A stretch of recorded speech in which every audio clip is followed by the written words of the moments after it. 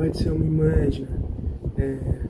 Um bom dia, que a graça de Deus a proteja ao longo desse dia, você e sua família. E eu vim aqui hoje para a gente conversar sobre um texto que eu estava refletindo nessa manhã e que me deu um entendimento muito importante do amor de Deus. É um texto da história de Elias, de Obadias e os profetas que ele escondia. Um texto que está no primeiro livro de Reis, no capítulo 18, no versículo 4. Só esse versículo que diz assim: Porque sucedeu que, destruindo Jezabel os profetas do Senhor, Obadias tomou 100 profetas, e de 50 em 50 os escondeu numa cova, e os sustentou com pão e água. Um outro versículo que eu achei muito importante é um versículo de Provérbios, no capítulo 1, versículo 33, que vai dizer o seguinte: Mas o que me der ouvidos habitará seguro, tranquilo e sem temor do mal. O amor divino, a gente consegue ver o amor divino no meio das condenações, no meio da ira. Da mesma forma como uma estrela que aparece entre as nuvens, ou um oásis que aparece no meio do deserto. Dessa mesma forma é o amor de Deus que aparece na hora da ira. Quando o povo israelita provocou o Senhor com a sua idolatria, o Senhor puniu o seu povo, impedindo o orvalho, impedindo a chuva, de uma forma que a terra ficou repleta de fome. Mas ainda assim, ele teve o cuidado de garantir que os seus escolhidos estivessem seguros. Ainda que todos os outros ribeiros secassem, ainda ia haver um reservado para Elias. E ainda quando isso não tivesse, Deus ainda preservava para Elias um lugar de sustento. E Deus não tinha apenas o Elias, que ele vai dizer mais à frente no versículo 22. Mais para frente, Deus vai dizer que ele só sobrava ele, só tinha sobrado ele. Versículo 22 mesmo. Então disse Elias ao povo: Só eu fiquei por profeta do Senhor. Eles achavam que só tinha ele. Mas Deus tinha um remanescente fiel. Um remanescente que era conforme a eleição da graça, que estavam escondidos em grupos de 50 na caverna. E ainda que toda a nação tivesse com fome nessa situação por causa da idolatria do povo, esse grupo na caverna era alimentado. E alimentado com o que vinha da mesa de Acabe, do inimigo, por Obadias, pelo servo do Senhor, um fiel mordomo, temente a Deus. Então, o que a gente consegue entender disso? Que independente do que aconteça, o povo de Deus vai estar seguro.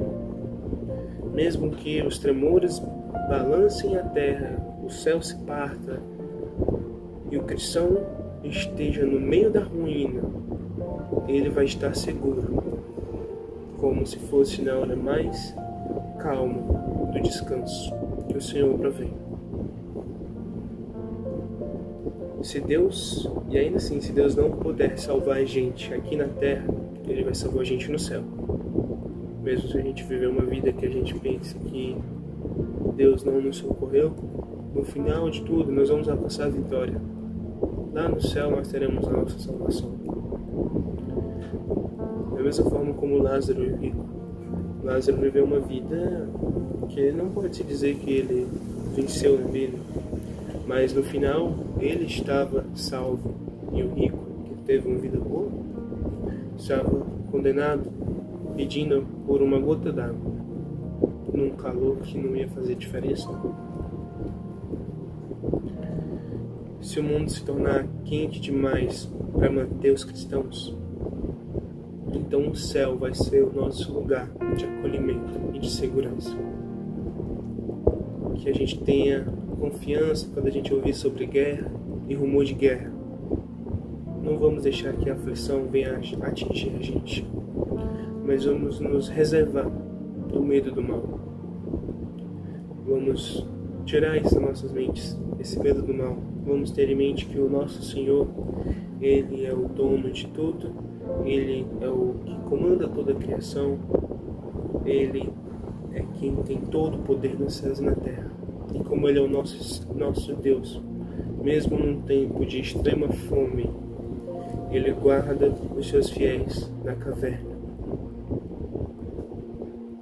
O que quer que venha sobre a terra, nós vamos estar protegidos debaixo das asas de Jeová.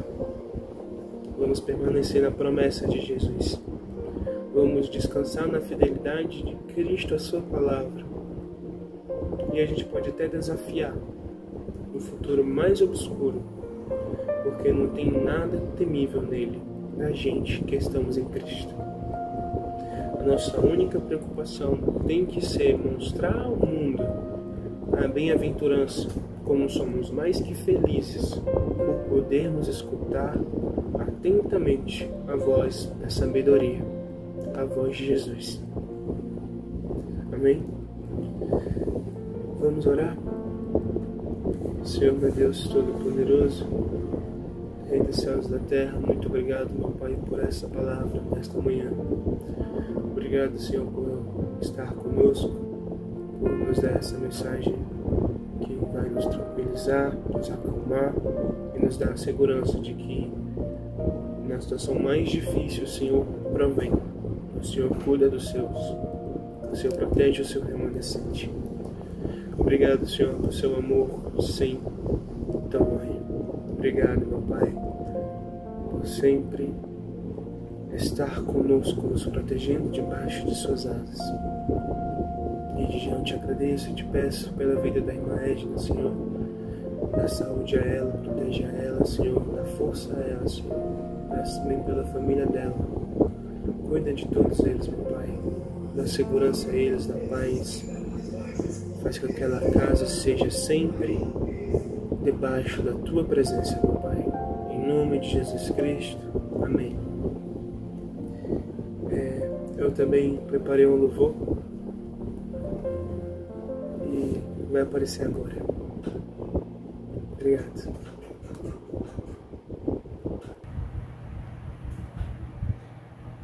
Eu tenho um Deus que não vai deixar essa luta me matar, o desespero tomar.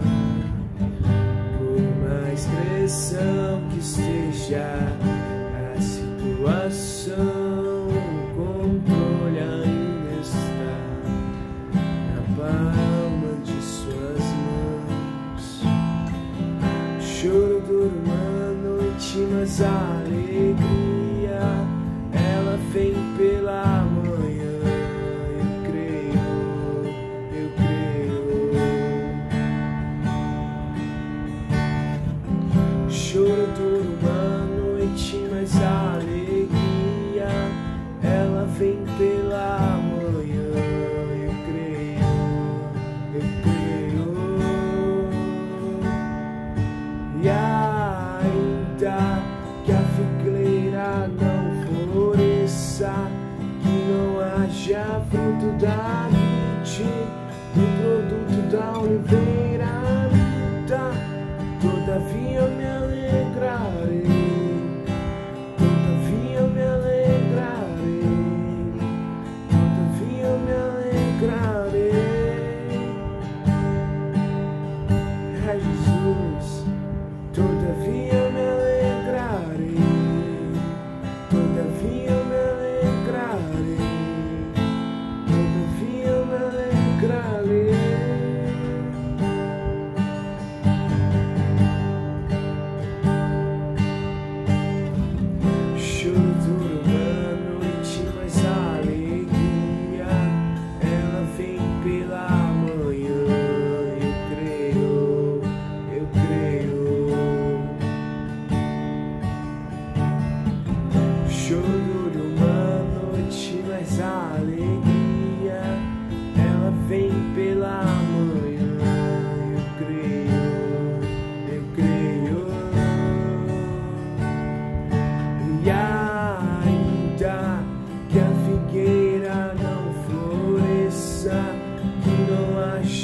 fruto da vide, no produto da oliveira minta, todavia me alegrarei, todavia me alegrarei, todavia me alegrarei.